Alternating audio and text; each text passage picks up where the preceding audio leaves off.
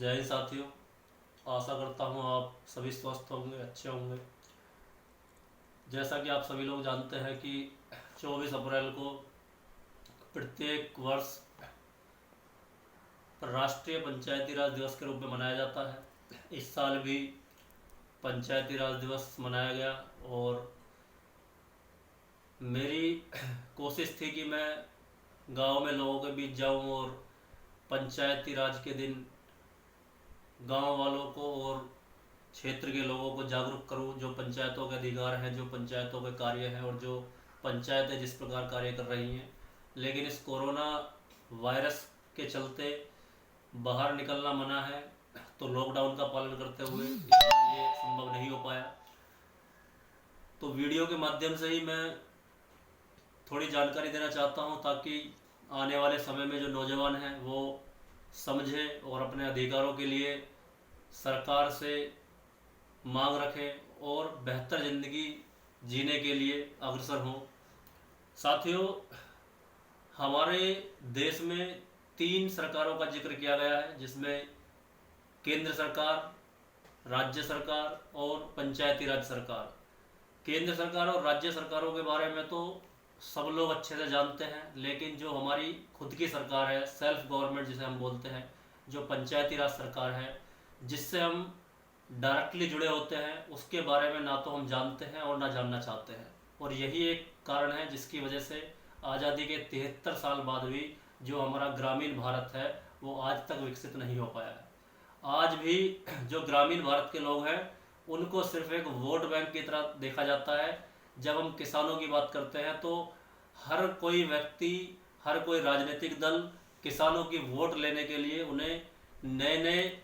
लुभावने वादे कर कर वोट लेने के लिए तत्पर रहते हैं, लेकिन कभी उनको विकसित करने के या आगे बढ़ाने के लिए कोई ऐसी योजनाएं नहीं बनाते हैं जिससे उनका जीवन सुरक्षित हो सके। इसी प्रकार जो हमारे युवा हैं, देश में 65% नौजवान हैं, तो ग्रामीण क्षेत्रों की जो जनसंख्या है वो 70% है ग्रामीण भारत की। आज भी ग्रामीण भारत के जो नौजवान हैं उनके लिए कोई बेहतर विकल्प नहीं है। कैसे वो बेहतर रोजगार पाए, कैसे वो बेहतर शिक्षा पाए, कैसे वो आगे बढ़े, उसके लिए कोई ऐसी योजनाएं ना तो भारत सरकार की तरफ से चलाई जाती हैं, और अगर चलाई भी जाती हैं तो धरातल पर नहीं उतर पाती हैं, क्योंकि ग्रामीण भारत के नौजवानों को कभी भी उस स्तर पर नहीं सोचा गया है जिससे वो देश को आगे बढ़ाने में अपना योगदान दे सकें। सरकार की तरफ से हमेशा सिर्फ वोट बैंक की राजनीति के लिए उनका इस्तेमाल किया जाता रहा है। महिलाओं की चाहे बात हो, जो ग्रामीण महिलाएं हैं उनको भी कभी उनके अधिकार दिलाने के लिए भारत सरकार या राज्य सरकारें कभी आगे नहीं आई। तो मेरा सिर्फ ये कहना है कि जो इस देश के नौजवान हैं और जो ग्रामीण भारत के नौजवान हैं उनको आवश्यकता है कि जो हमारी तीसरी सरकार है, जिसे हम तीसरी सरकार के रूप में बोलते हैं, क्या वो तीसरी सरकार में जो अधिकार हम लोगों को मिलने चाहिए वो सरकार की तरफ से दिए गए हैं। 1992 में पंचायतें शब्द हमारे संविधान में लाया गया और 11वीं सूची में 29 विषयों को दिया गया, जिसमें शिक्षा, रोजगार, स्वास्थ्य, बिजली और न जाने कितने विषय उसमें लिए गए, लेकिन आज तक उत्तर प्रदेश में दिए नहीं गए हैं। आज तक उत्तर प्रदेश की पंचायतों को कोई भी स्पष्ट अधिकार नहीं दिया गया है। यहाँ तक कि जो ग्राम पंचायतें हैं वो संविधान में स्वशासन की इकाइयाँ बताई गई हैं, सेल्फ गवर्नमेंट बताया गया है, लेकिन आज तक कहीं भी आप जाकर देखिए, ग्रामीण भारत में आप जाकर देखिए, किसी भी गांव का प्रधान आज तक इंडिपेंडेंट होकर काम नहीं कर सकता है। इतनी सारी कमियां उसमें हैं कि आज तक हमारे गांव विकसित नहीं हो पाए हैं, अपने पैरों पर खड़े नहीं हो पाए हैं। और सोचकर देखिए, जिस देश में 70% ग्रामीण लोग रहते हों, वहां पर बिना ग्रामीणों को विकसित किए, बिना ग्रामीणों को अपने पैरों पर खड़ा किए, देश को अपने पैरों पर कैसे हम खड़ा कर सकते हैं, ये सोचने वाला विषय है। और हमारे देश में अनेक महापुरुष पैदा हुए हैं, जैसे कि राष्ट्रपिता का दर्जा महात्मा गांधी को दिया गया है, और महात्मा गांधी ने भी कहा कि देश को चलाने के लिए केंद्र में बैठे हुए 20 लोग देश को नहीं चला सकते। अगर देश को चलाना है तो सबसे छोटी इकाई गांव से देश को चलाना होगा, नीचे से गांव को चलाना होगा, तब जाकर असली लोकतंत्र भारत में आएगा। तो साथियों, आज सोचने की आवश्यकता यह है कि आज़ादी के 73 वर्ष बाद भी हम असली लोकतंत्र का वेट कर रहे हैं। हम लोकतंत्र के आने का वेट कर रहे हैं। आज भी असली आज़ादी हमें नहीं मिली हुई है, क्योंकि सत्ता पे जितना अधिकार गांव के व्यक्ति का है उतना ही अधिकार केंद्र में बैठे हुए व्यक्ति का है। तो जब तक नीचे से सत्ता नहीं चलाई जाएगी तब तक इस देश को विकसित करना भी संभव नहीं है। हमारे संविधान में ग्रामीणों को जो अधिकार दिए गए हैं, ना तो वो उचित अधिकार दिए गए हैं जिसके वो हकदार हैं, और जो दिए गए हैं वो भी धरातल पर दिखाई नहीं देते हैं। ये हमारे देश का इतना बड़ा जो उनकी जो व्यवस्था है उस व्यवस्था को दर्शाता है कि किस प्रकार धरातल पर अभी तक वो नहीं उतर पा रहे हैं अधिकार जो हम लोगों को दिए गए हैं। तो आने वाले समय में मैं उम्मीद करता हूं कि जो उत्तर प्रदेश के नौजवान हैं वो अपने अधिकारों के लिए सरकार से मांग करेंगे और अपने आप को इस स्तर पर विकसित करें कि जो किताबें हम पढ़ते हैं उन किताबों को पढ़कर सिर्फ रटने तक सीमित ना रहें, उनको समझने की कोशिश करें। जो भारतीय राज्य व्यवस्था हमें सिखाई जाती है, जो आर्थिक अर्थव्यवस्था हमें सिखाई जाती है, जो भारत का इतिहास हमें पढ़ाया जाता है, इन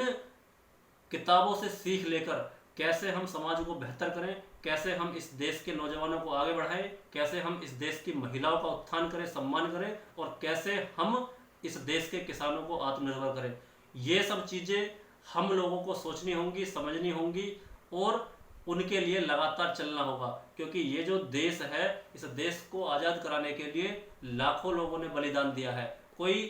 फ्री में हम आज खुली हवा में सांस नहीं ले रहे हैं, इसके लिए हमें बहुत ज़्यादा